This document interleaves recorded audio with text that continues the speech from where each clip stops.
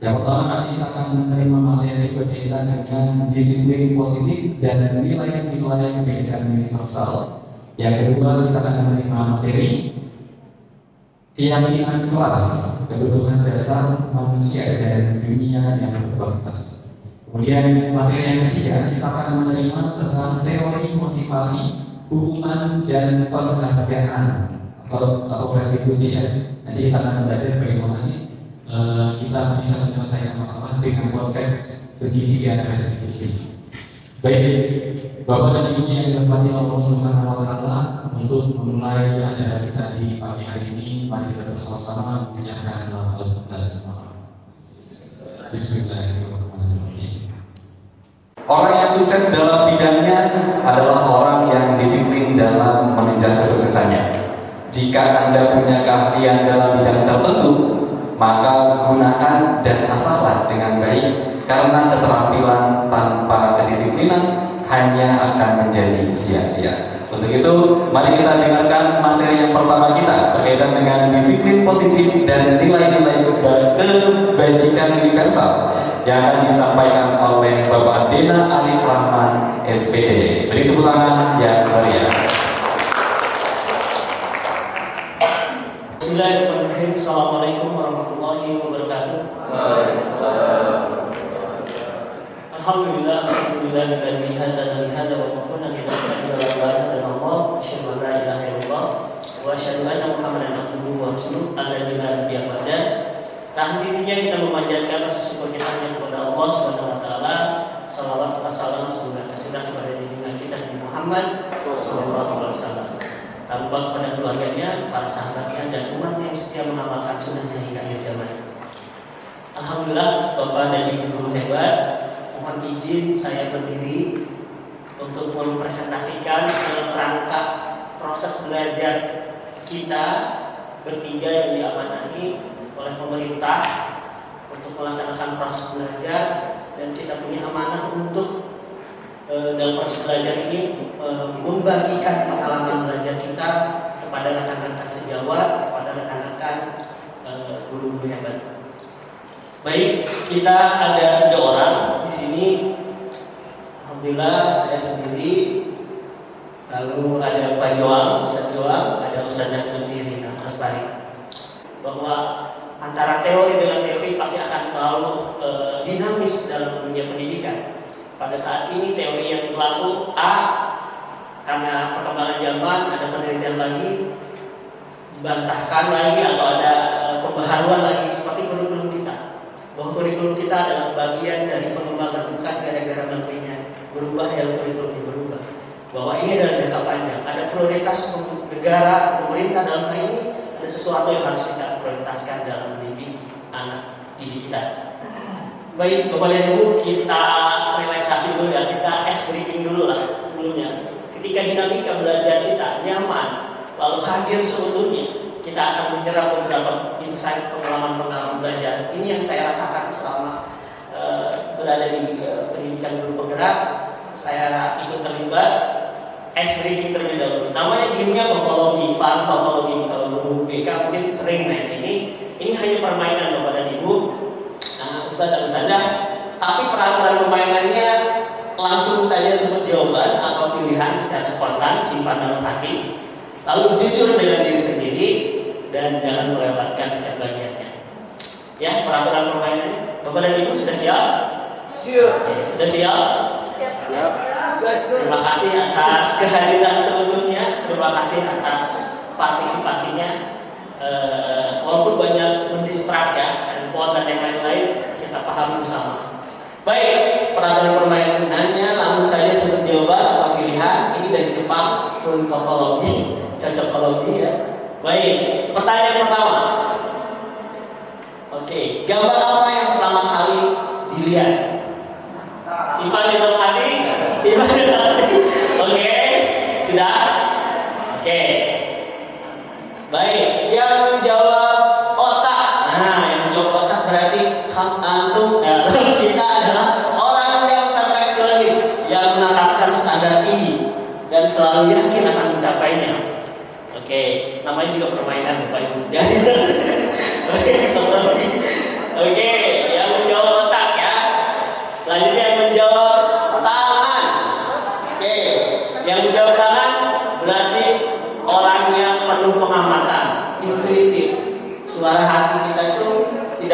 mengecewakan, gitu kan? Tidak pernah menyesatkan. Oke, mohon maaf nih kalau gambarnya kurang jelas ya. Oke, pertanyaan berikutnya, Bapak dan Ibu. Oke, baik, pilih salah satu nih. Yang mana biasanya? Oke, yang mana? Masya Allah, senyumnya lebar-lebar, menular ternyata semangatnya ke yang berada di depan juga. Oke, pilih ya, 1, 2, dan 3. Namanya juga bawa lagi ya, fun ya. Oke, yang pertama, ibu jarinya di atas nih. Kamu adalah orang yang praktis, tidak pernah membuat keputusan di saat yang panas. Oh, praktis. Oke. Cara oke. Yang pilihan kedua. Masih yang satu. Masih yang satu pun selera humornya tinggi ya. Sangat unik gitu ya. Nah, terus romantis. Kita bikin romantis nih. Katanya orangnya romantis nih. Kalau yang ibu jari kiri di atasnya ya. Oke. Lanjut. Yang kedua. Nih yang kedua. Siapa yang pilih kedua? Oh, perfeksionis. Ya, mengharapkan dedikasi. Kedua, konsentrasi. Terus kepemimpinannya juga tinggi, bakatnya punya bakat pemimpin. Ya. Ini bukan rupanya. Oke, pemain voli ya. Lanjut, ketiga. Ibu jarinya di atas yang kanannya. Ini masalah ya, kebalik ya. Orang lain membantu berpikir di luar otak, berarti dia berpikir out of the box ya. Oke. Next pertanyaan. Wah, ini Cung. Nih viral nih. Cung yang bubur diaduk. Oke, bubur diaduk. Ngakuin buat aku ya, bubur diaduk. Kenapa alasannya buburnya diaduk?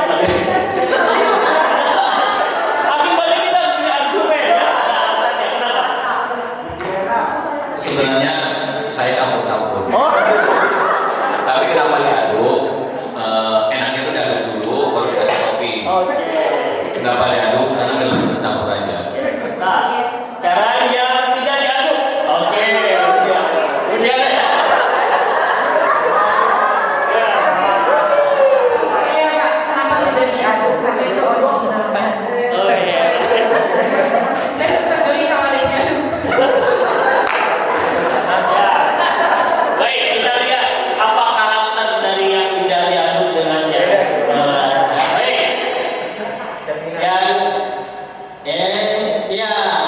Yang diaduk itu berarti dia cuek.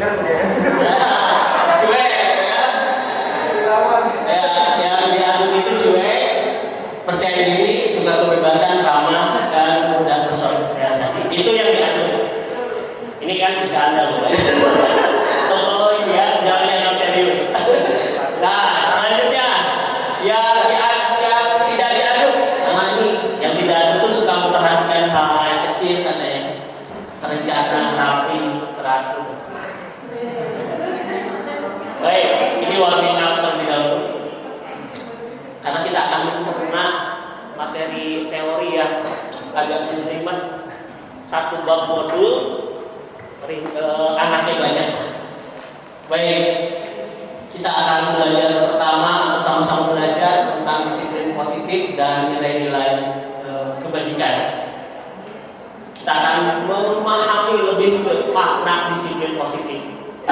Pemaknaan, kalau hanya sekedar kognitif atau pemahaman, sebutkan kembali. Tapi kalau pemaknaan bisa beragam redaksi. Baik, ada anaknya nih, teori kontrol Dr. William Glasser, bagaimana seorang bisa berubah dari paradigma stimulus respon. Nah ini yang tadi disampaikan bahwa dulu tuh kita pakai stimulus respon, sekarang berubah kepada teori kontrol. Dan Stephen Covey juga menjelaskan bagaimana caranya kita berubah makna kata disiplin, nilai-nilai kebajikan, dan refleksi sebenarnya. Dan titipan materi yang kedua nganclok 5 5 posisi kontrol yang harusnya urutan diterima, tapi saya sampaikan lebih awal. Baik, untuk memahami ini saya minta bantuannya rekan saya Ustazah Tuti untuk membagikan kertas. Kita akan simulasi, langsung diam aja lah. Untuk memahami teori kontrol, Bapak Ibu nanti akan dapat kertas. Bapak Ibu hanya menuliskan hal sesuatu yang berharga, bisa benda, barang, apapun yang dianggap paling berharga, ditulis di apa? Ya, setiap itu satu aja, satu orang bisa ya, satu lembar satu ya. Oke, menuliskan, Bapak Ibu hanya menuliskan terlebih dahulu sesuatu yang paling dianggap berharga, bisa benda, bisa apapun itu yang paling berharga. Ya, bisa boleh uang 1 miliar. Apa? Makhluk hidup boleh, apapun yang dianggap Bapak Ibu itu. Kita akan menjelaskan teori kontrolnya. Tuliskan sesuatu yang dianggap paling berharga. Satu aja. Gak usah banyak-banyak, satu kata boleh, satu kalimat, satu aja yang dianggap paling berharga menurut kita. Sudah itu nanti akan berbagi peran. Nah, ini jadi A, ini jadi B, ini A, ini jadi B. Nah, ini berarti bisa ke belakang, A, B-nya ke belakang. Oke, A, B-nya ke belakang. Ini A, ini B, ini A, dan ini berperan sebagai ada yang A dan B berpasangan. Setelah kita menuliskan tadi sesuatu yang berharga, tadi kita memilih pasangan, ada yang menjadi A, ada yang menjadi B, bergantian nanti perannya. Kalau sudah menemukan pasangannya, giliran sekarang yang A, kertas yang sudah ditulisnya dipegang.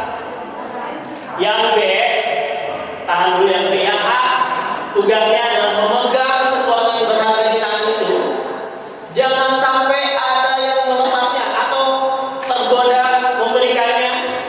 Nah, yang B sekarang tugasnya merayu atau apapun bagaimana caranya. Si B itu, si A itu supaya bisa melepaskan dengan kasar. Boleh dengan membujuk, boleh dengan menghardik, boleh dengan memerintah, boleh dengan menyogok. Ya. Silakan. Bergantian ya. Bapak dan Ibu bergantian. Nanti yang A jadi berubah jadi B. Ada yang maksa. Ada yang merayu, boleh menggoda. Saking benar.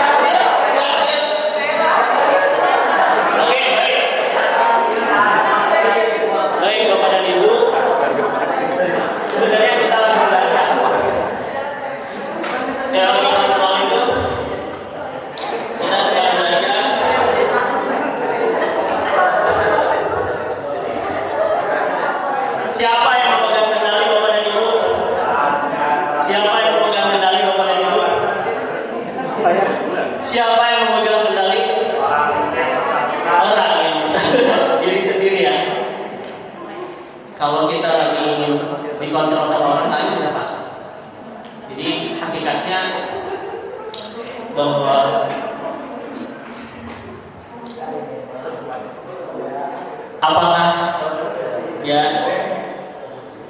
yang apa dengan segala cara kita gitu, atau ada murid kenapa bisa nurut, mungkin dia sedang memberikan kontrolnya ke kita, memasrahkan karena udah trustnya turun dan sebagainya.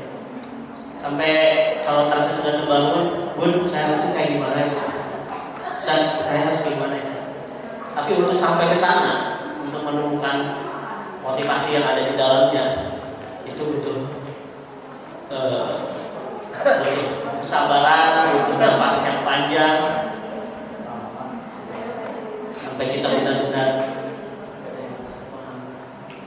Nah ini dari ini kita belajar bahwa dari William Glasser ini kita yang Pak Heri sampaikan bahwa ilusi bahwa guru itu bisa mengontrol murid.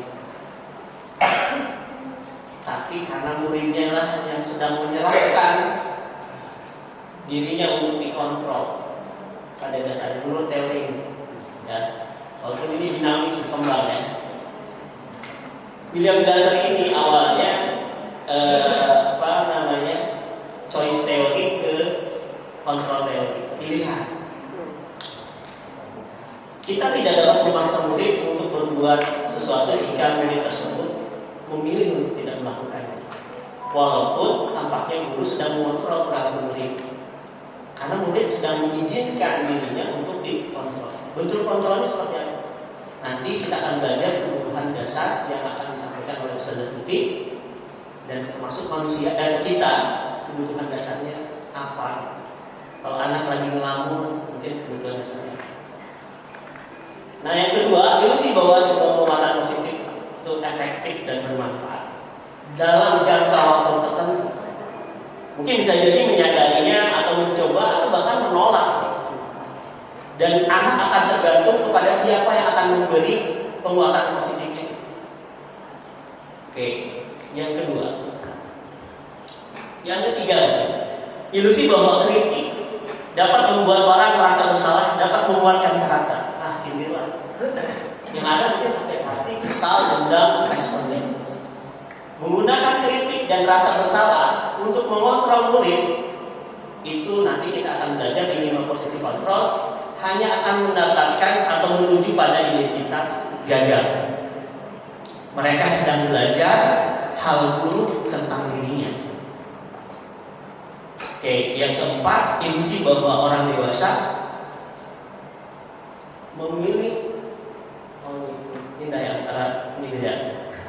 Ilusi bahwa kritik dapat membuat orang bersalah, dan yang keempat, ilusi bahwa orang dewasa memiliki hak untuk memaksa. Ya. Dan ini juga merefleksi kepada anak-anak kita. Ketika saya belajar ini tuh juga merefleksi ketika di rumah ke suami, ke istri, atau ke merefleksi ke anak selama ini seperti apa. Suami istri, ya seperti itu. Teori kontrol ini. Dan alhamdulillah, nah ini kita akan melanjutkan ke ke bab berikutnya. Ini ada persepsi. Kuda itu terbiasa diikat. Suatu ketika ikatannya dilepas, dia ikatannya. Nah ini pura-puranya diikat.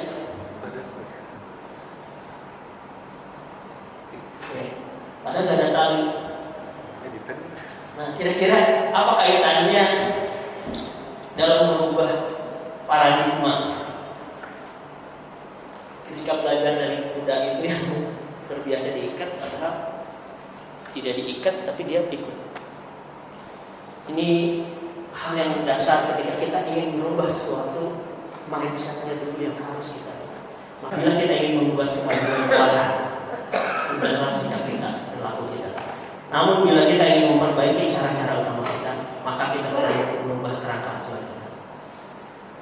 Kalau ubahlah bagaimana Anda melihat dunia, bagaimana Anda berpikir tentang manusia, ubahlah paradigma Anda tentang skema pemahaman dan aspek-aspek tentang realitas. Lebih ke membandingkan antara stimulus dan respon. ini yang menjadi mindset pertama kita, atau merubah sudut pandang kita bahwa ternyata kebutuhan kita itu berbeda. Saya Bu Tika menyampaikan di grup kita koordinasi postingan di kejadian di Malaysia, seorang anak dijemur 3 jam di Malaysia, lalu kondisinya terakhir meninggal ya Bu, meninggal ya, kondisinya meninggal. Ternyata reflektifnya bahwa ternyata anak butuh sesuatu yang treatment yang berbeda untuk. Nah, kita akan memaknai disiplin menurut Ki Hajar Dewantara dan Gosen. Bapak dan Ibu, ketika mengenal kata disiplin, apa yang terbayang dari Bapak dan Ibu? Boleh pendapatnya? Dalam budaya kita, disiplin identik dengan apa? Tepat waktu, tepat aturan, tata tertib, kontrol diri. Mantap. Langsung jawab. Oh, ada guru penggerak. Oh, suhu ada Mbak Aceh. Suhu. Oh iya. Ya, makanya tadi disiplin ya. Suhu Mbak Aceh sudah lulus, sudah GP ya. Mudah-mudahan bukan guru pendiam, guru penggerak. Baik, makna kata disiplin tadi kadang identik di budaya kita itu dengan hal-hal yang menyenangkan, bahkan hukuman. Tapi betul hukuman bisa efektif. Hati itu langkah terakhir. Disclaimer lagi ya. Oh, berarti kalau disiplin hukuman, disiplin positif gak boleh pakai pendekatan sakit, itu langkah terakhir. Kalau di modul yang saya baca masih bisa diaplikasikan, tapi itu langkah terakhir atau bahkan tidak digunakan. Tapi membangun motivasi dalam diri, membentuk orang untuk tergerak dengan nilai keyakinan yang dia pegang. Dan kita sudah punya nilai keyakinan universal. Bagaimana pedoman kita? Akhlak, hadis dan sunnah. Jadi jawantahkan dalam profil pelajar Pancasila dimensi yang pertama. Jadi nggak usah dibentur-benturkan, nggak usah didebat-debatkan founding-founder kita dan kita berada di. Jadi di disiplin positif itu bagaimana memaknai bahwa disiplin itu adalah proses belajar. Hakikatnya adalah proses belajar untuk menemukan potensinya. Pasti identik dengan peraturan, identik dengan tata tertib, hukuman. Atau ada loyal, dia loyal. Orang loyal karena dia tahu kesiapan kita ngikutin. Uswah kita loyal dengan uswah kita karena kita tahu, kita belajar memahami kata teladan. Kadang kata disiplin identik dengan ketidaknyamanan, tapi betul. Menunda kesenangan sesaat untuk mendapatkan kesenangan yang panjang atau bahkan lebih banyak, itu juga bagian dari disiplin. Kita tahan dulu, kita nabung dulu untuk mendapatkan kesenangan berikutnya. Kita tahan disiplin, mau jajan wae untuk mendapatkan sesuatu yang kita inginkan. Dan ini sikap merdeka. Ternyata disiplin itu berasal dari diri. Kalau nggak disiplin, harus ada yang mendisiplinkannya, orang yang mengaturnya, orang yang mengendalikannya. Tapi itu tidak merdeka. Dengan keterpaksaan, dengan nanti kita belajar teori motivasi dan tidak bisa. Oke, saya cepatkan makna disiplin, mengontrol diri, menguasai diri, juga menggali potensinya, bertanggung jawab. Nah, ini yang saya temukan ketika ini disiplin untuk mencapai tujuan mulia dan pada hakikatnya sedang belajar. Disiplin itu sedang proses belajar, memaknai. Dan ada nilai yang menjadi kekuatan. Tadi Mas Gatot datang. Padahal kenapa pakai baju rapi? Oh, mau jadi pemateri ya?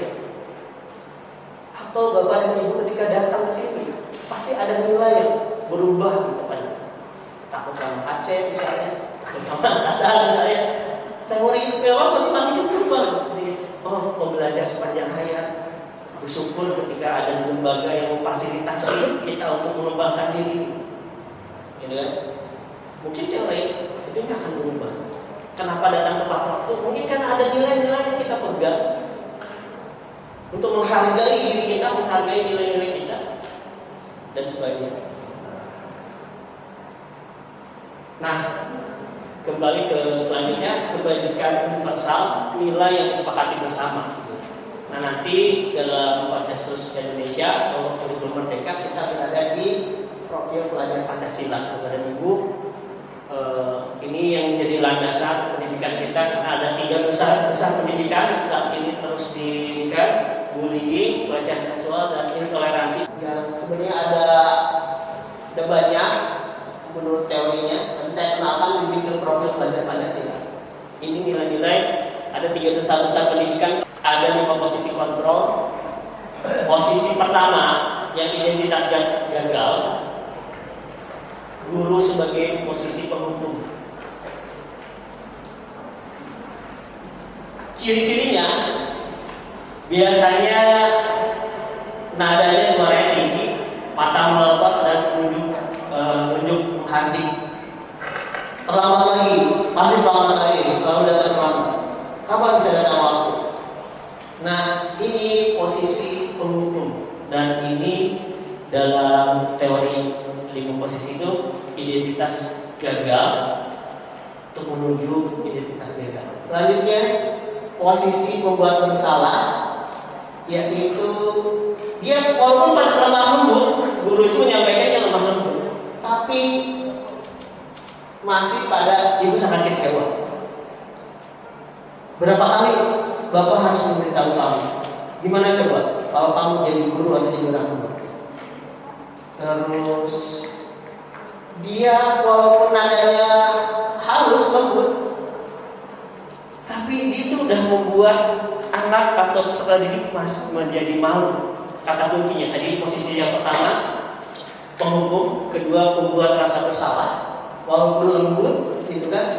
Tapi fokus kepada dia memiliki nilai yang buruk tentang diri, tidak berharga dan mengecewakan. Ciri-ciri yang ketiga, posisi yang ketiga itu sebagai teman, sambil bercanda. Nah, ini pada posisi masih netral. Kalau yang tadi identitas gagal, ini netral sebagai teman. Redaksinya udah kayak teman aja, gimana gitu kan? Ayo bantulah demi Bapak. Nah, gitu kan? Terus ayo ingat, kamu ingat gak bantuan sama itu Bapak yang udah berikan? Ya udah, nggak apa-apa, nanti Bapak bantu. Tapi pakai bahasa teman gitu. Tapi hal negatifnya, bila suatu itu tidak membantu murid untuk merasa kecewa dan dia tidak memvalidasi kesalahannya, dia akan mengulang atau tidak, ini benar atau salah gitu. Karena dia merasa berbeda. Tapi ada posisi di netral. Selanjutnya di posisi sebagai pemantau. Nah, ciri-cirinya yang pemantau, ini kemungkinan kita ada di posisi ini. Karena ada BKI menurut tata tertib ini, nah sesuai pasal ini, dia pakai aturan. Menurut aturan, nah itu pemantau. Tapi posisi juga identitasnya bagus juga, ya, enggak menjadi identitas gagal. Posisi ini. Indikatornya pemantau itu selalu pakai catatan, dihitung. Lalu yang posisi yang ideal yang kita harapkan adalah sebagai manajer. Nah, posisi manajer nanti akan kita terapkan segi 3 restitusi yang akan disampaikan oleh Ustaz John. Demikian dari saya tentang 5 posisi kontrol, tapi lebih gambarnya nanti lebih diagramnya. Kalau yang posisi manajer itu dia akan mengajukan pertanyaan. Kira-kira kalau terlambat, kalau misalnya bab seragam misalnya, kenapa ini bisa terjadi? Oh ya Pak, jadi dia selalu memvalidasi dulu, menanyakan dulu, dan meyakinkan bahwa itu betul salah. Lalu apa tindakan selanjutnya ke depan yang bisa dilakukan? Misalnya bab seragam, kira-kira berapa lama kita antum akan melengkapi seragam? Jadi selalu berpikir solusi dan bagaimana membagi ke depannya. Itu posisi manajer. Nah ini posisi penghukum, posisi pembuat orang bersalah, teman, pemantau, dan manajer. Kelima itu. Lalu dia kalau posisi manajer dulu selalu kira-kira nilai-nilai apa yang kamu pegang sama?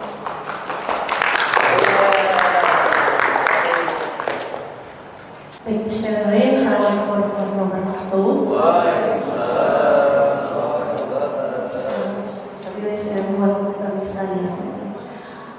Alhamdulillah, di sini pertama yang saya ingin sampaikan yaitu ucapan terima kasih ya untuk kolaborasi antara Ditren dengan Pusdiklat dan CGP. Jadi kita belum guru penggerak, baru CGP ini bagian dari rangkaian pemerintah yang mengamanahkan kepada kita untuk menyampaikan berkaitan dengan pemahaman yang yang kita rasakan gitu lah, yang terinternalisasi nggak sih ke calon guru penggerak itu gitu. Jadi sebetulnya bisa saja tugas ini dilakukan dengan sederhana, cukup kumpulin beberapa orang, tapi kita kayak punya greget aja gitu, kayak yang ini kayaknya bagus nih materinya kalau disampaikan dan dipahami bersama-sama dalam tujuan yang sama, dalam rangka hasil yang mudah-mudahan tadi ya berkualitas namanya di situ dunia, tapi kita ada tujuan lain yaitu dunia dan akhirat. Di sini ada hal yang menjadi sebuah perlu kita resapi, kita perlu pahami, dan ini kebutuhan kita bersama, yaitu berkaitan dengan kebutuhan dasar manusia. Mungkin kita renungkan di sini, mungkin saya akan nanya beberapa. Di sini ada yang sudah menikah dan yang belum menikah. Yang belum menikah siapa? Yang sudah menikah? Bismillah ya. Yang sudah menikah kan? Pasti kalau udah menikah statusnya sebagai istri ya. Kebutuhan sebagai istri itu apa? Sebagai perempuan. Ya, yang ngomong. Shopee ya.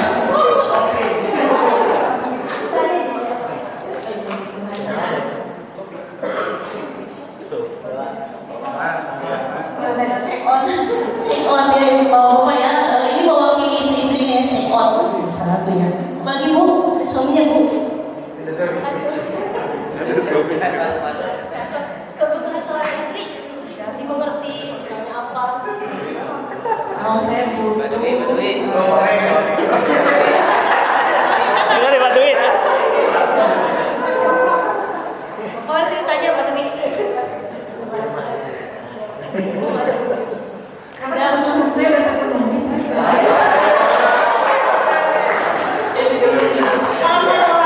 Apalagi kebutuhan yang saya ingin gitu ya, misalnya kita jalan jauh kemana gitu.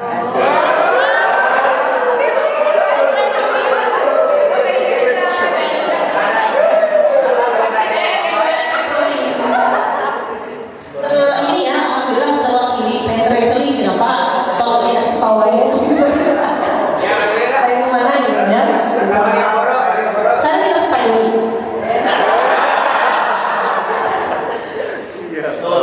Oh, siapa ya? Bukan sebagai suami, yang traveling sudah berdiam. Saya siap. Siap. Apa saya mah insya Allah sudah cukup. Cukup dengan yang ada mensyukuri.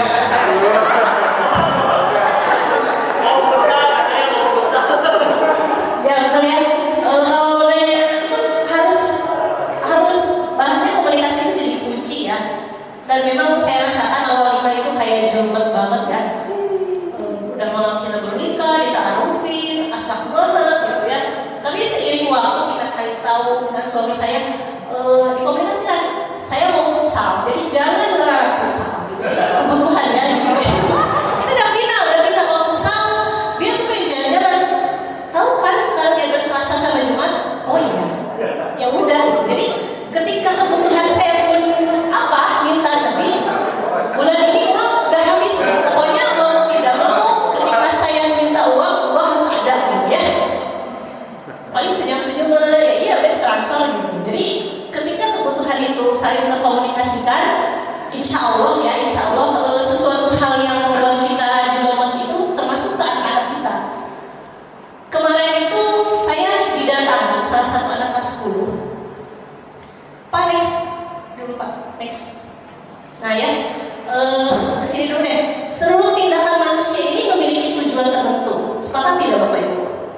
Kita nggak ada yang namanya melakukan sesuatu itu tanpa tujuan, ada nggak?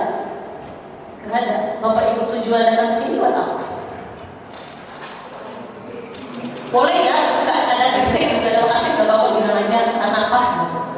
Tujuannya apa? Mau ketemu saya misalnya? Memenuhi undangan berarti. Menjalankan kewajiban. Mencari ilmu. Cari ilmu, masya Allah. Mengisi waktu luang supaya istirahat. Mengisi waktu luang, ini minta kerjaan ya, minta kerjaan. Membawa wawasan. Minta bawa wawasan macam-macam ya. Tidak ada yang kemudian tindakan itu tanpa terdorong gitu. Sepakat ini semua yang kita lakukan adalah usaha terbaik kita untuk mendapatkan apa yang kita inginkan. Jadi kalau kita menginginkan sesuatu, pasti kita akan melakukan sesuatu itu. Jadi apa yang terjadi juga dengan siswa kita ya. Jadi kalau misalnya siswa kita itu melakukan sesuatu, itu pasti ada motifnya. Tidak mungkin tidak ada motifnya. Dan ketika memang dia merasa ingin melakukan itu sesuatu terbaik buat dirinya, pasti dia akan berusaha untuk mencapai itu. Dan untuk mencapai sesuatu itu tiap orang beda-beda. Yang disebut dengan kebutuhan dasar. Kemarin ada salah satu anak kelas 10, saya lupa kelas 10 apa. Saya lagi di perpustakaan, dia ngasih tugas ke saya. Bun, ini tugas aku mau ngumpulin. Oh iya. Terus dia agak lama berdiri. Gimana? Aku mau cerita apa? Aku jadi keingetan Bun waktu liburan, kan Bun pernah bilang kita harus kenal sama diri kita, terus biar kita tahu maunya kita harus apa gitu. Aku akhirnya ngelakuin tes dan itu aku banget Bun gitu. Pantesan ya aku ngerasa kalau teman-teman aku di kelas itu pada ambis-ambis, mau ikut ke kampus apalah, mau ikut lomba apa. Aku kayak ngerasanya ya apaan sih orang kayak gitu. Nah mungkin ada di bagian kita juga kayak gitu posisinya. Tapi pun ada anak yang satu yang saya cerita tuh dari bulan itu anak sampai marah. Aku kalau sekolah di asli harusnya aku udah juara tingkat nasional kayak gitu. Dan ini. Berarti kan beda-beda ya motivasi, kebutuhannya tuh beda. Nah kalau kita tahu kebutuhan siswa kita itu kayaknya enak aja gitu. Termasuk dulu saya ingat banget ada anak yang jago matematika. Ya saya lebih ingat. Jadi anak putra jago matematika. Pas belajar itu dia kayak malas banget. Pas ditanya kenapa kamu malas? Kayak nggak tertantang aja. Akhirnya setiap hari Bu Astuti bawakan soal matematika yang lebih sulit dan kompleks. Jadi dia kayak ngerjain aja sendiri tanpa dipandu. Terus yang lain belajar, dia ngerjain sendiri asli. Nggak tertantang. Mulai ada bentar, tapi di akhir kayak tidak terpenuhi aja kebutuhannya. Akhirnya dia keluar karena kebutuhan dasar dia tidak terpenuhi di sini. Ya, next Pak. Apa saja kebutuhan dasar dari manusia? Ada 4 secara umum. Pertama itu berkaitan dengan penguasaan. Jadi kalau tipe-tipe penguasaan ini tipe sosok yang dia itu pengen diakui. Terus oh iya ya hebat. Terus oh iya ya. Nah itu ada anak yang kayak gitu yang tadi marah-marah. Aku enggak ini, aku harusnya bisa. Dia butuh pengakuan. Termasuk kita sebagai karyawan Ashifa ada di posisi mana ini? Kita butuh pengakuankah? Kita butuh kasih sayangkah? Kita butuh kebebasankah? Atau kita butuh satu lagi apa? Kesenangankah? Atau ada empat-empatnya di Ashifa yang itu membuat kita bertahan di sini, termasuk saya. Ada semuanya di sini. Gitu. Jadi mau kemana lagi ya Bapak Ibu? Di Ashifa ada semuanya misalnya gitu.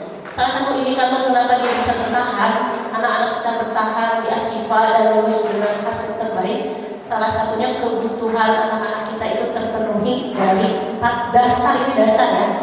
Kalau misalnya kita internalisasi lagi ke Ustadz yang pernah diundang ke sini, ada 8 kodrat manusia yang satu ketuhanan, terus butuh kasih sayang dan lain sebagainya. Itu ada 8 apa namanya?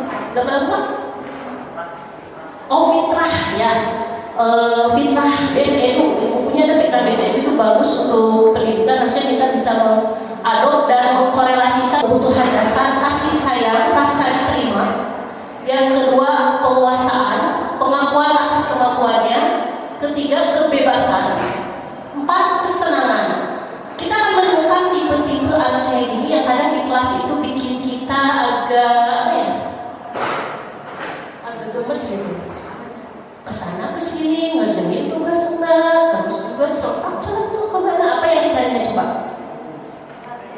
Kebebasan atau kesenangan. Ada juga yang misalnya yang kemarin yang tadi anak kelas 10 datang saya pun belum beres, saya ceritain pun ya aku merasa kenapa nggak sehabis teman-teman. Terus saya close gini, kamu kayaknya tipe orang yang butuh kasih sayang. Kamu akan ngerasa berarti ketika kamu bisa berperan banyak terhadap teman-teman kamu. Kok tahu sih bener-bener aku banget gitu pun aku merasa sedih, aku di BEM nggak bisa.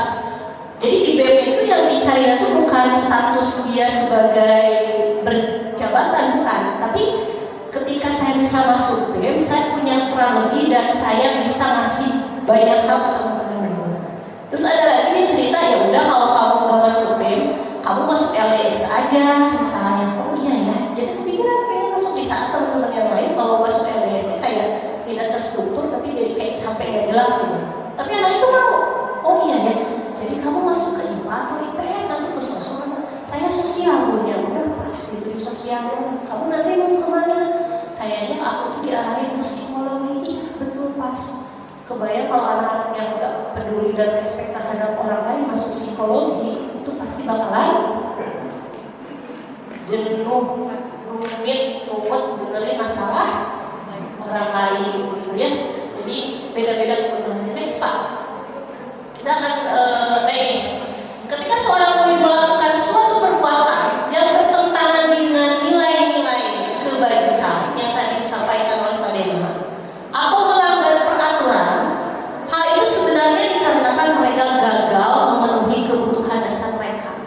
Jadi kenapa sih anaknya melanggar? Karena kebutuhan dasarnya tidak terpenuhi. Saya pernah ngadepin satu anak. Hari kamu teh kenapa kau di sini teh bawa make up banyak banget. Terus baju juga kayak gitu. Terus kadang ada pelanggaran atau apa, ternyata pintar. Terus saya tanya ya pun kalau aku tuh di rumah itu umi aku nggak ngebolehin aku pakai make upan. Aku kalau pulang itu harus langsung pulang pakai pesawat, nggak boleh mampir ke teman kemana-mana, nggak boleh.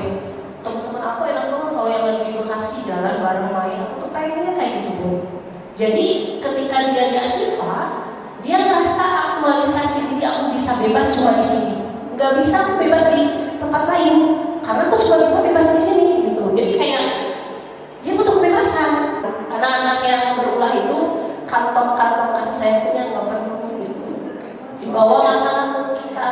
Jadi kita yang pusing gitu ya. Nah ini ada kasus-kasus yang kita coba terapkan ke dalam 4 kebutuhan. Coba yang ini. Kok kita nggak boleh masak-masak lagi? Dilarang memasak saat hari Ahad karena takut kebakaran, masalah kotor, dan menambah pekerjaan CS dalam masak itu semua. Kita kebutuhan apa yang kita penuhi? Kesenangan. Jadi anak-anak itu butuh kesenangan juga. Kalau kesenangannya terpenuhi, bahasanya kalau kita belajar dulu ya, gitu. Oke. Kan nanti bahasnya kesenangannya dibangun di situ. Belajarnya gampang banget diarahin. Oh iya mau belajar. Berikutnya aku bosen masa belajarnya cuma disuruh buat tugas-tugas terus. Harusnya sesuai minat tugasnya. Jadi saya mungkin ke perpus baca buku atau majalah. Nah kita nemuin gak anak kayak gini. Ke toilet terus harus ditandaan bu. Kalau ke toilet terus kalau terasa ya bang. Ada yang seperti terus ke toilet terus izin. Terus sama teman-temannya lain. Kita hitung ya berapa kali dia ke toilet. Terus kapan dia balik? Ya bu, coba jadi itu terus datang datang. Kita tahu mungkin jenuh. Jadi kalau ada kesalahan, kalau ada kelemahan, bisa jadi bukan salah anak, tapi salah kita. Ya, Kebebasan itu kan nanti kita turunannya itu ada pembelajaran diferensiasi. Nah, itu yang harus kita gali lagi di konteks pembelajaran. Diferensiasi itu bikin anak semangat belajar. Diferensiasi itu bikin kita tahu minat anak. Ya, jadi tulis nama bapak, nama ibu, nanti di sini tempel namanya. Nah, nanti di sini ada kolom penguasaan, ya, ada kolom satu lagi kasih sayang, ada kebebasan dan ada kesenangan. Kita lihat ya di kolom mana. Ini paling banyak kayaknya kesenangan dan kebebasan. Apakah di sini Bapak Ibu senang? Kurang tanggal merah itu bisa dipotret. Kita butuh bahagia. Dengan bahagia itu jadi motivasi kita untuk kerja totalitas. Ya. Berikutnya, ini adalah korelasinya ternyata kebutuhan dasar manusia dengan dunia berkualitas. Maksudnya dunia berkualitas itu apa? Asifah lulusannya berkualitas, kepala sekolahnya berkualitas, lokasinya berkualitas, gurunya juga berkualitas, karena kebutuhan dasar kita terpenuhi. Sama halnya dengan anak-anak kita. Mau anak-anak yang sebetulnya anak-anak yang bagus pada muncul, masya Allah ya, udah hafalannya beres, terus akademiknya bagus, adabnya bagus, kemungkinan kebutuhan dasar dia terpenuhi semua. Kebutuhan dasar bersifat lebih umum dan universal. Tadi ya, yang 4 itu sifatnya umum universal. Sedangkan dunia berkualitas lebih unik dan personal. Jadi nggak bisa di generalkan sama. Tapi kalau kebutuhan tadi saya tanya satu-satu. Tapi kalau misalnya tempat paling berkualitas itu apa? Itu pasti tiap orang beda-beda. Dan kita harus mencari tempat berkualitas kita itu seperti apa. Tempat berkualitas kita itu seperti apa. Tapi bukan tempat ya. Kita ngerasa kita banget, kontribusi kita banget optimal. Itu kayak gimana gitu? Ya mungkin bisa jadi amalan-amalan terbaik kita itu dari situ. Yang menjadi pemberat akhirat kita itu di situ. Tiap orang pasti punya kekuatan beda. Ada yang mungkin dengan sedekahnya, ada yang mungkin dengan kebijakannya, ada yang mungkin dengan kemampuan lainnya, gitu kan ya. Jadi itu luar biasa ya. Next berikutnya ini teknis banget yang harus benar-benar diimplementasikan ke sekolah. Ini suatu paradigma baru Bapak Ibu. Tidak main hakimi, tidak main gitu ya. Nanti akan ada restitusi dari Pak Juang yang melanjutkannya. Ini tentang keyakinan kelas atau keyakinan sekolah. Mengapa keyakinan ini? Mengapa keyakinan tidak peraturan kelas, tidak aturan? Dalam rumah tangga misalnya saya mengendalikan. Mending aturan, mending keyakinan. Antara suami istri ngobrol di rumah aturan, kesannya aturan, tapi kalau aturan itu kayak gini. Abi pulang maksimal jam 9 malam. Jadi itu aturannya. Tapi kalau keyakinan, saya nggak bisa pulang jam 9 karena ini gimana? Ada kesepakatan loh. Termasuk sama anak-anak. Bunda nggak suka kamu pakai kerudung pendek. Ya aku nggak suka Bu. Terus gimana? Balik lagi ke nilai-nilai kebajikan. Bisa jadi anak gak pakai kerudung syari itu nilai kebajikan itu tertanam.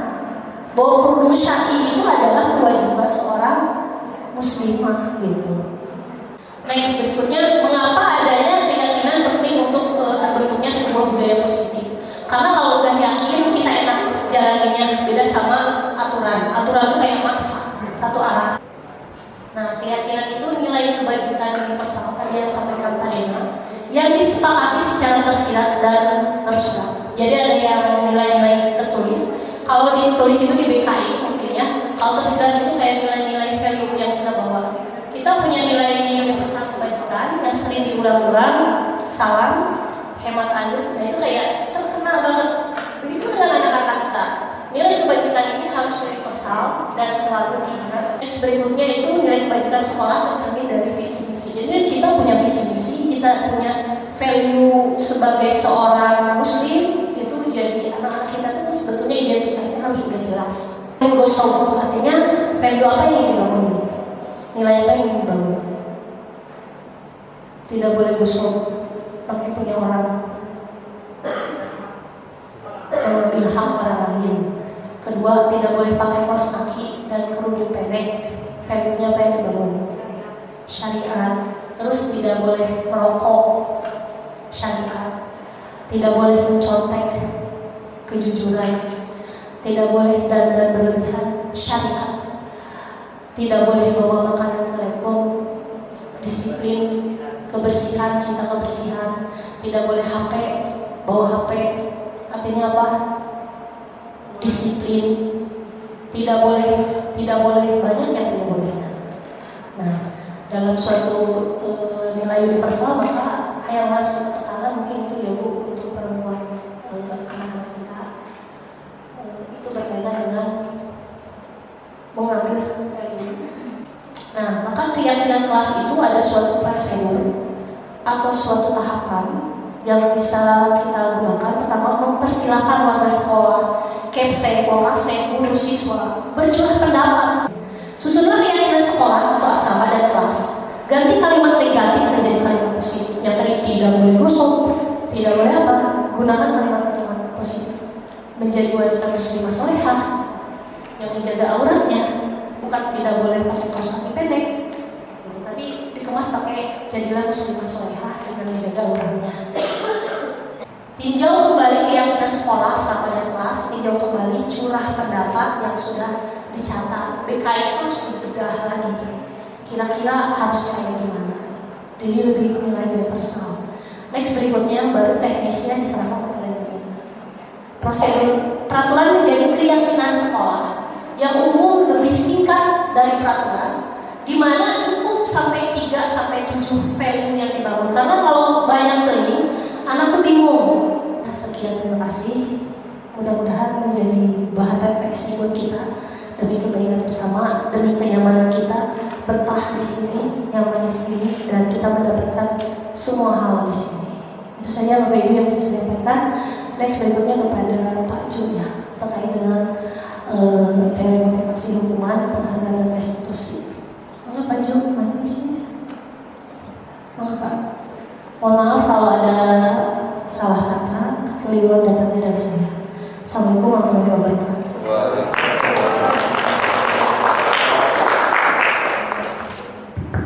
Cek. Bismillahirrahmanirrahim. Assalamualaikum warahmatullahi wabarakatuh. Ya, alhamdulillahirrahmanirrahim. Bapak, Ibu dan Bapak, izin melanjutkan ya. Setelah tadi Bapak pemaparan di awal, Pak Dina dan Bu Tuti, itu mungkin sebagai fondasi, dan materi yang terakhir ini bisa dikatakan sebagai kulminasinya ya, karena nanti setelah ini mudah-mudahan ada waktu untuk bedah kasus ya, seperti itu. Tapi sebelumnya tidak lupa saya menyampaikan apresiasi terlebih dahulu ya, sama seperti Pak Dina dan Bu Tuti, kepada divisi Trend ya, Pak Dwi dan tim, dan juga dari Pusdiklat ya, yang telah memfasilitasi terlaksananya sesi berbagi implementasi budaya positif.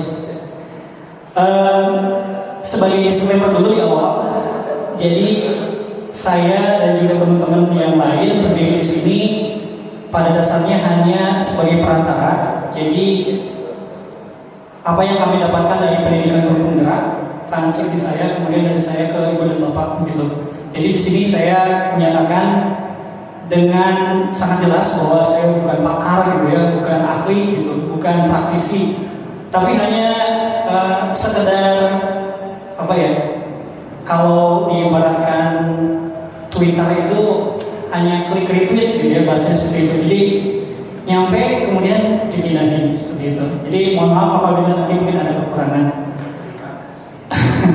Ya, tapi sebelum dimulai ya, saya mau bertanya kepada Ibu dan Bapak, sudah membaca narasi gitu ya yang sudah dibagikan? Ya, mudah-mudahan itu menjadi salah satu alasan Ibu dan Bapak masih di sini gitu ya. Jadi jangan kemana dulu gitu ya. Oke, baik. Ibu dan Bapak, saya minta fokus kurang lebih 15 menit. Nanti kalau lebih mohon diingatkan Ustaz Aisyah. Insya Allah saya akan meneruskan menjelaskan mengenai teori motivasi, hukuman, dan penghargaan serta restitusi. Saya langsung ke teori motivasi. Ibu dan Bapak barangkali bawa notebook atau buku catatan, saya ngasih satu takeaway ya, ini buat oleh-oleh ke rumah. Jadi kurang lebih bunyinya adalah manusia, tapi karena kita di sekolah kita ganti dengan murid ya. Murid berperilaku dilandasi dorongan atau motif seperti itu. Itu yang harus kita sama-sama ingat. Ada sebuah situasi ya, ilustrasi seperti ini. Jadi ada 3 anak ya, yang kelihatan 3 atau 4 gitu ya. Kemudian masing-masing sibuk dengan pekerjaannya. Satu anak dia punya pikiran, ini sebetulnya bukan kata yang dikeluarkan. Dia bilang daripada disebut gasogi biar ikut tiket katanya. Apalagi Pak Firman, ini kelasnya Pak Firman ya. Apalagi Pak Firman suka ngecek, waduh ya, gak enak kalau ketahuan gak pikir seperti itu. Itu kata anak pertama. Anak kedua beda lagi. Dia kurang lebih mengungkapkannya di dalam hatinya, gitu ya, dilihatin Pak Firman lewat CCTV begitu. Besok pasti dia ngasih pujian, begitu ya. Dan yang ketiga beda lagi. Dia bilang kurang lebih seperti ini, gue itu orang yang bertanggung jawab. Masa iya sih gue gak ikut piket? Kerjaan yang gini seperti itu. Apa yang membedakan dari isi hati ketiga murid tersebut, Bapak dan Ibu? Motif, betul sekali. Jadi yang pertama, motifnya itu adalah menghindari rasa tidak nyaman atau hukuman. Itu ada di kita, tidak dipungkiri ya, sama-sama. Saya pernah mengalami bahwa saya melakukan ini supaya tidak dihukum seperti itu ya, atau merasa tidak nyaman. Kemudian yang kedua, nah ini beda lagi, mungkin lebih positif, mendapatkan penghargaan. Tapi dua motivasi ini itu sebetulnya datangnya dari luar, Ibu dan Bapak. Kalau misalkan absen atau nggak ada apa? Nggak ada hukuman, nggak akan bertindak.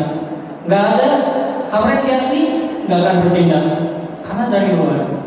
Berbeda dengan yang satu lagi, ya. Ternyata motifnya adalah dia ingin menjadi insan yang dia yakini atau yang dia inginkan, dan itu datangnya dari dalam dirinya seperti itu, ya. Dan itu yang paling kuat, mau ada penghargaan ataupun hukuman ataupun tidak sama sekali, no problem seperti ya, tetap saja jalan seperti itu.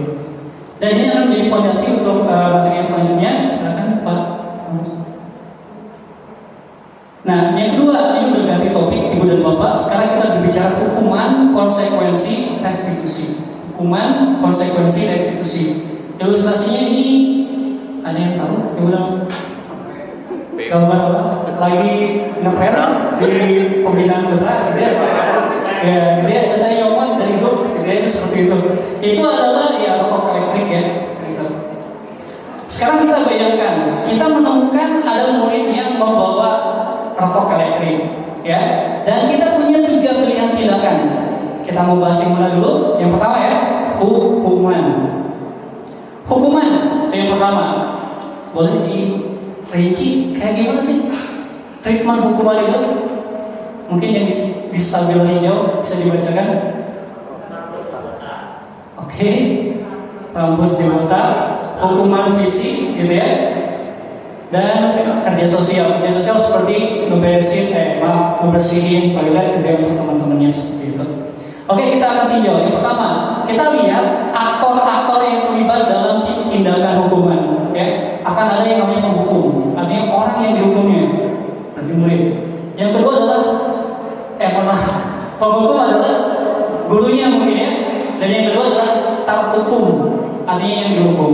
Dan yang ketiga korban. Korban mungkin ada yang nampak, ada yang nggak nampak, gitu ya. Tapi kalau kita telusuri, setiap perilaku negatif akan ada korban.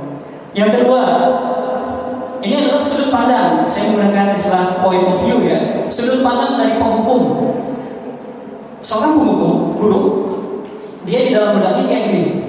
Kamu mesti sakit, kamu mesti malu, kamu mesti nggak nyaman, ya. Kamu mesti takut, kamu mesti jerak, kamu mesti kapok. Itu yang ada di dalam benak seorang penghukum. Ya, seperti itu. Nah, bagaimana dengan seorang terhukum? Pandangannya bagaimana? Dia merasa bagaimana? Dia diam, ya, tapi dia memendam rasa benci, mungkin dendam. Dan ketika hukumannya gak efek, sangat berpotensi mengulang kembali kesalahannya. Dan yang terakhir ini adalah ciri dari hukuman, bahwa hukuman yang diberikan itu gak nyambung dengan pelanggaran yang dia lakukan. Sebagai contoh, terlambat, ya, kemudian dihukum apa? Jemur. Terlambat dihukum jemur. Ada hubungannya ya? Terlambat disuruh apa? Dan lain sebagainya. Tidak ada hubungannya. Baik, itu ya. Yang pertama, pilihan yang kedua, pilihan yang kedua itu konsekuensi. Ini beda lagi. Boleh disebutkan kayak gimana sih konsekuensi itu? Ada SP, scoring, dan juga pencabutan hak. Artinya anak nggak boleh atau nggak dikasih sesuatu. Ya. Nah, ini konsekuensi yang salah satu contohnya diterapkan di anak kelas 12 kemarin, dicabut haknya. Apa? Nggak boleh pakai laptop ketika menunda. Itu namanya konsekuensi. Nah, kita lihat posisi-posisi para aktor. Nah, ini nanti berhubungan dengan 5 posisi kontrol yang tadi dijelaskan sama Pak Dena. Ternyata posisinya adalah pemantau, kemudian kita sebut yang melakukannya pelanggar. Kalau tadi terhukum ya, kalau di sini apa? Pelanggar. Dan juga tetap ada korban. Kemudian ini adalah sudut pandang dari pemantau. Guru yang mengambil posisi pemantau, dia bilang kurang lebih seperti ini, ya, secara tersirat. Kamu mesti menanggung akibat, mau nggak mau itu harus. Kemudian kamu mesti sadar. Nah, sekarang gimana di pandangan pelanggar? Gak nyaman ya, merasa terawasi, merasa terkekang, merasa dibatasi. Dan ketika konsekuensinya terlalu capek, itu kemungkinan mengulangi kembali. Dan yang terakhir, konsekuensi ya, tindakan-tindakannya itu biasanya mengacu ke pedoman atau kesepakatan. Apakah itu kesepakatan kelas yang tadi dijelaskan Tuti, atau kita juga punya buku komitmen integritas itu sebagai acuan. Itu adalah konsekuensi-konsekuensi. Dan yang ketiga disebut dengan restitusi. Ada yang baru mendengar istilah tersebut, boleh mengacungkan tangan. Restitusi, ya. Berarti memang ini perlu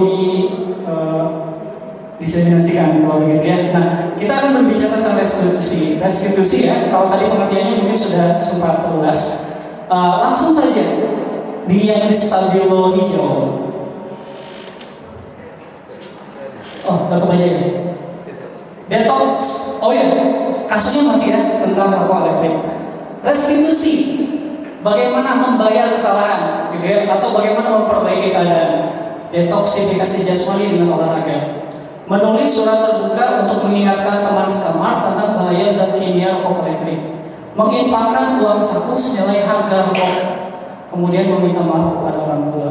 Kira-kira nyambung nggak dengan pelanggaran yang dilakukan sama si anak rokok? Agak nyambung gitu ya, atau mungkin bisa dikatakan relevan lah seperti itu.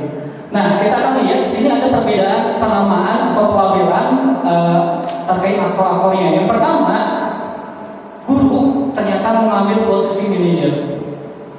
Bukan tadi ya, bukan sebagai pemantau, apalagi penghukum, tapi manajer. Kemudian kita sebut orang yang melanggar itu termaklum. Ya, ini memang sebetulnya istilah yang saya pakai ya untuk memudahkan saja. Termaklum, kenapa? Karena nanti kita akan berbicara bahwa kesalahan itu manusiawi, seperti itu ya. Jadi dimaklum. Dan yang berikutnya tetap ada korban. Ya. Nah, kalau di dua tindakan yang sebelumnya, hukuman dan konsekuensi, korban bisa diabaikan. Ya. Atau mungkin kalau nyadar ya dikasih sesuatu lah korban gitu ya, biar gak nangis gitu ya, seperti itu. Tapi kalau di restitusi, korban itu perlu diperhatikan kebutuhannya. Apa yang hilang perlu diganti, seperti itu. Dan yang selanjutnya, Seorang manajer ketika menerapkan restitusi, mindsetnya adalah kita. Kalau tadi kamu, ya, restitusi hukuman dan satu lagi konsekuensi itu kamu. Tapi kalau restitusi kita, ya, kita mesti berubah, kita mesti bertumbuh, kita mesti belajar. Nah, bagaimana dengan si termaktum? Kalau tadi pasif, dia aktif. Dia akan membayar, dia akan memperbaiki, dia akan menyelesaikan, dan mudah-mudahan tidak mengulanginya, gitu ya. Dan yang terakhir kita lihat itu yang di stabilo hijau itu sebetulnya dari siapa? Pernyataan panjang itu ternyata dari si termaklum, dari murid, dari yang melanggar, gitu ya. Itu udah setahun. Kemudian dia punya usulan restitusi untuk dia sendiri. Maka, Pak, saya akan minum obat herbal misalkan, saya mau olahraga, itu untuk membayar atau menyelesaikan masalah yang ada pada dirinya. Itu seperti itu. Datangnya dari siswa. Dan yang selanjutnya itu dia ya, hukuman, konsekuensi, restitusi. Keyakinan diri atau citra diri. Kita juga sebenarnya, kamu mau jadi orang yang seperti apa sebenarnya? Orangnya bisa kita ganti. Kamu mau jadi murid yang seperti apa sebenarnya? Kita ganti lagi. Kamu mau menjadi sahabat yang seperti apa sebenarnya? Diganti lagi. Kamu mau jadi kakak kelas yang seperti apa sebenarnya? Kamu ingin menjadi seorang konten kreator yang seperti apa sebenarnya? Itu yang kita lakukan. Dan pertanyaan pemantik dapat kita berikan ketika dialog terhenti. Kita lagi restitusi, udah bagus, papan pertama lancar, kedua lancar, di menanyakan keyakinan, muridnya nge-like gitu ya, atau stuck. Biasanya mungkin murid SD gitu ya, atau SMP gitu. Maka kita boleh mengajukan pertanyaan pemantik yang nanti jawabannya murid tinggal bilang iya atau enggak. Sebagai contoh, kamu mau jadi orang yang bertanggung jawab dan dapat dipercayakan? Jawabannya apa? Iya, ngangguk gitu ya. Kalau belum ngangguk ya kita coba lagi gitu ya. Kamu mau jadi ini kan? Enggak, coba lagi gitu ya. Sampai akhirnya dia ngangguk gitu ya. Atau kayak gini, bener gak sih kamu itu sebenarnya anak yang rajin? Gitu ya, itu seperti itu. Nanti jawabannya ya atau tidak. Itu ya. Selanjutnya, udah sampai akhir, insya Allah.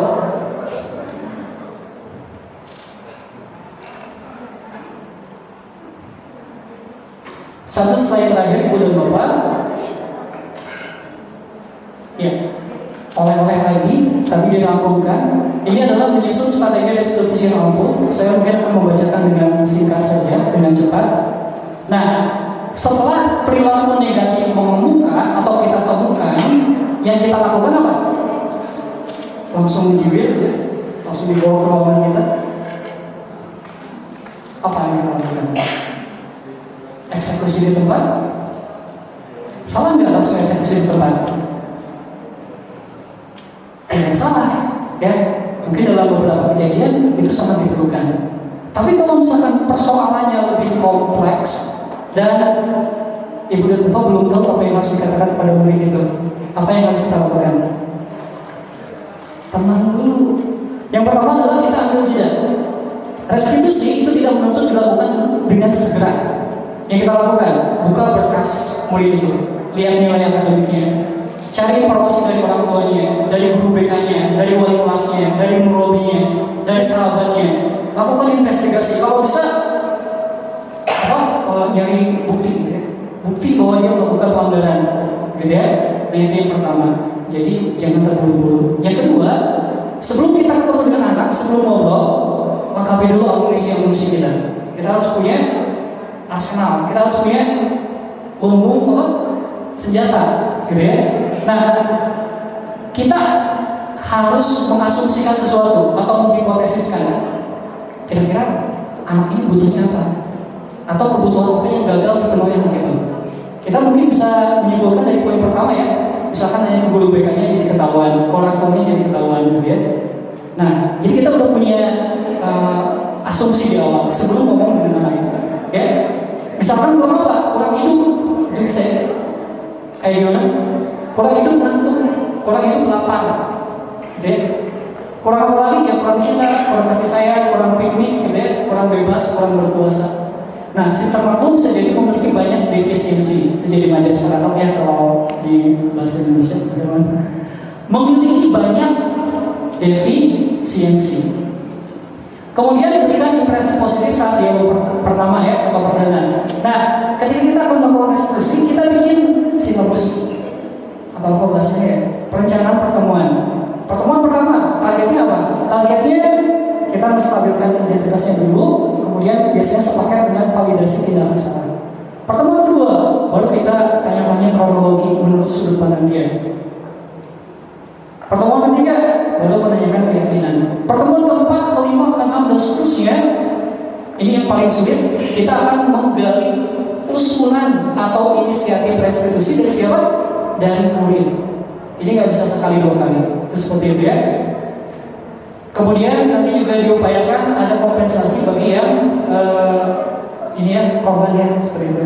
Dan yang terakhir adalah komunikasikan keberhasilan restitusi. Jadi kalau udah berhasil, kita juga bilang lagi ke anak hebat gitu ya. Restitusi kita sudah berhasil.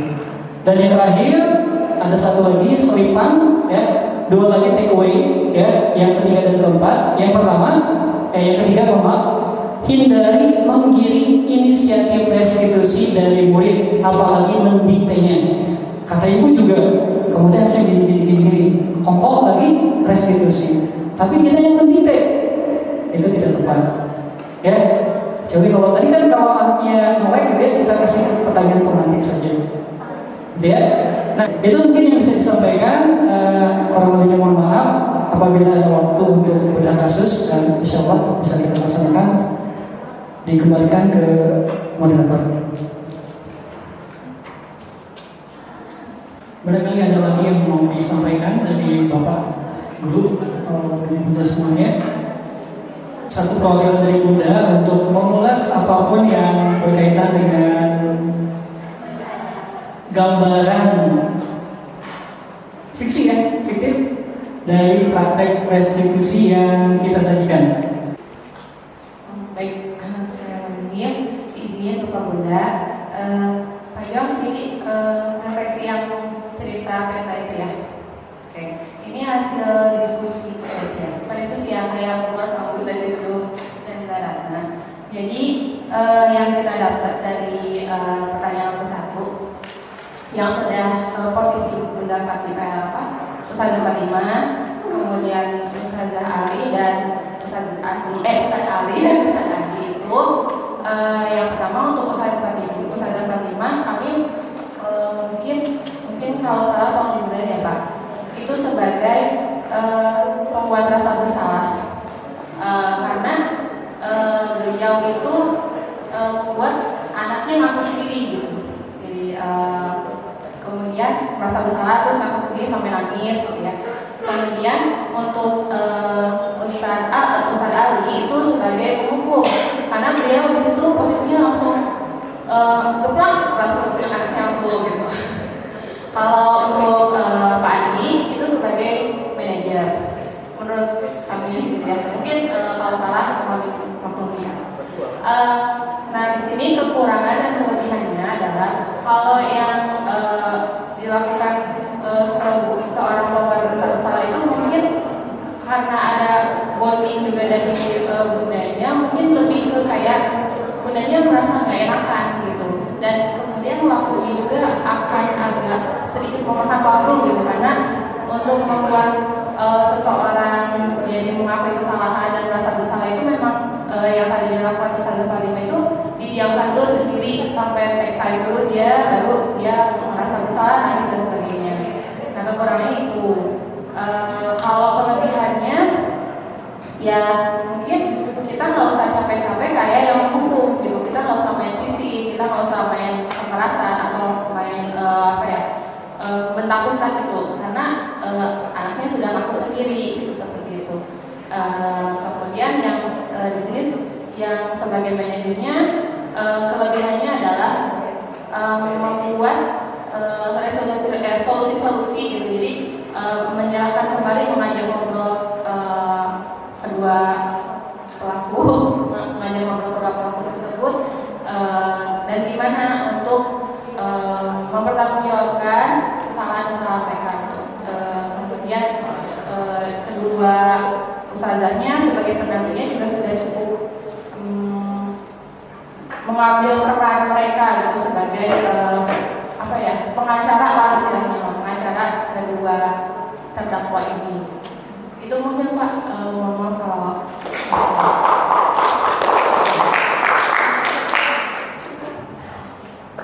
terima kasih.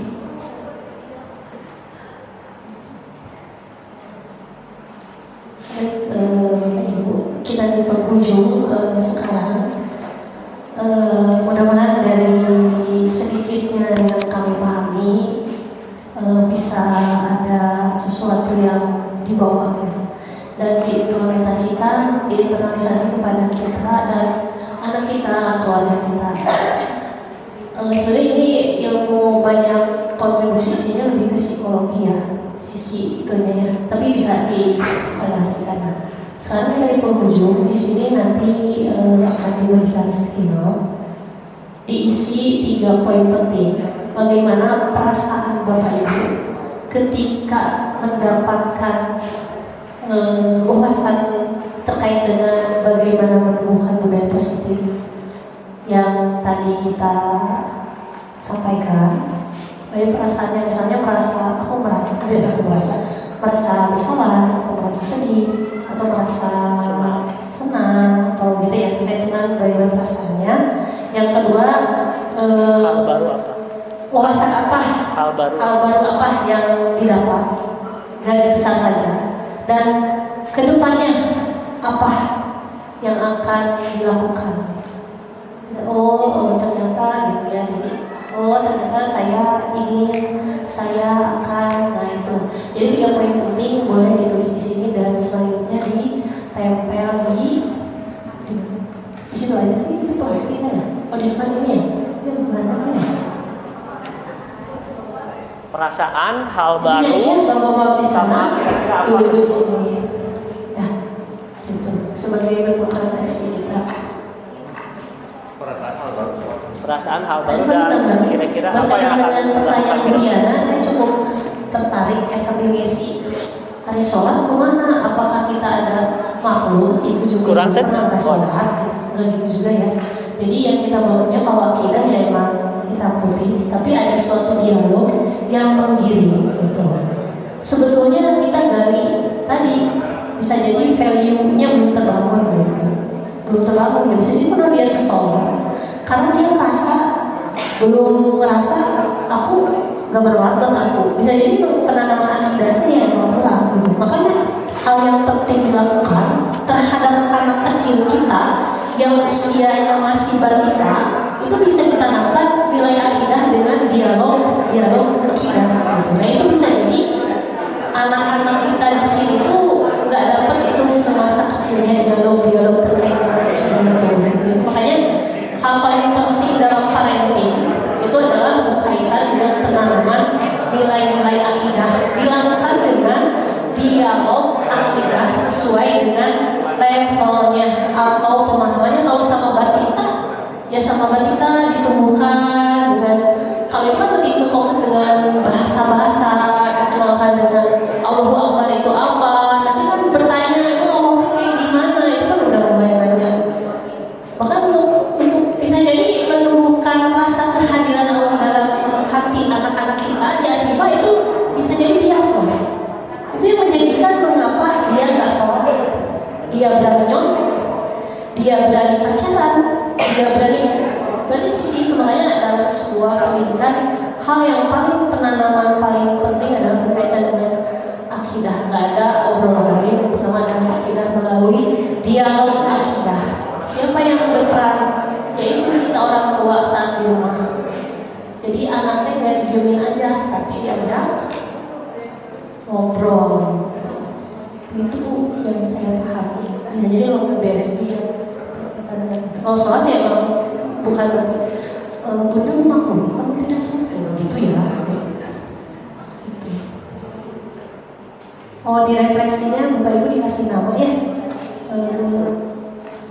Perasaan akan apa dan value apa yang didapat. Itu saja kembalikan ke Pak Dena. Pak, tutup aja ya. MC lah dong. Oh, MC nya lagi nulis. Disimpan dulu demiknya ya. Enggak.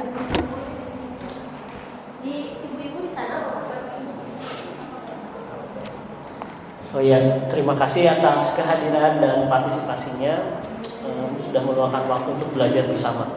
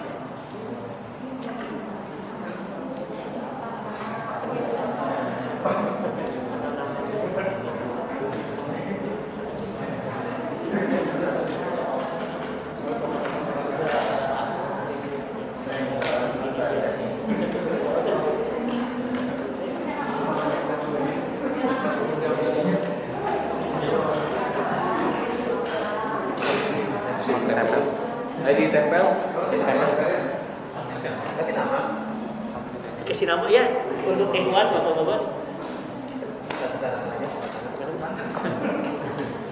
Cik.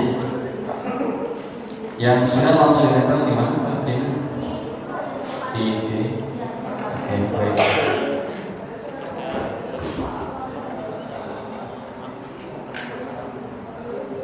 Silakan yang sudah menyelesaikan sticky note-nya.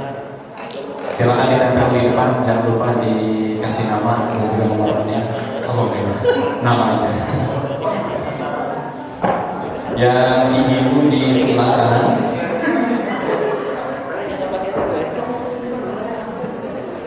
Jangan terlalu tinggi tapi enggak kelihatan. Ada redaksi. Tambah.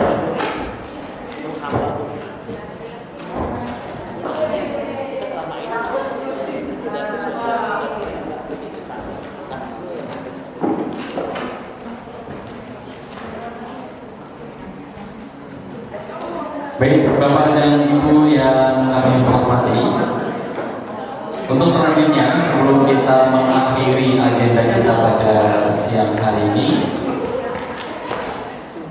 saya harap Bapak Ibu bisa mengisi post-test disiplin positif dan juga evaluasi disiplin positif. Yang linknya sudah saya bagikan ya, khususnya yang guru SMA sudah saya bagikan di grup akademik. Nanti silakan bisa diisi ya. Dan saya harap yang hadir di sini silakan sambil menunggu teman-teman kita menyelesaikan sticky note-nya bisa langsung diisi untuk post test disiplin positif dan juga evaluasi disiplin positifnya. Insya Allah kita akan mengakhiri sesi berbagi bersama calon guru penggerak angkatan 10 kita di siang hari ini. Bapak dan Ibu yang dirahmati Allah Subhanahu wa taala, alhamdulillah serangkaian agenda kita di pagi hari ini hingga menjelang siang hari ini telah kita lewati bersama-sama ya. Mudah-mudahan dengan materi yang tadi sudah disampaikan bisa menambah wawasan kita dan juga menambah sesuatu yang baru dalam kepribadian kita masing-masing. Untuk itu, mari kita akhiri pertemuan di siang hari ini dengan bersama-sama mengucapkan lafaz hamdalah dan juga doa kafaratul majlis. Alhamdulillahirabbil alamin, subhanakallahumma bihamdik, asyhadu an la ilaha illa anta, astaghfiruka wa atubu ilaik.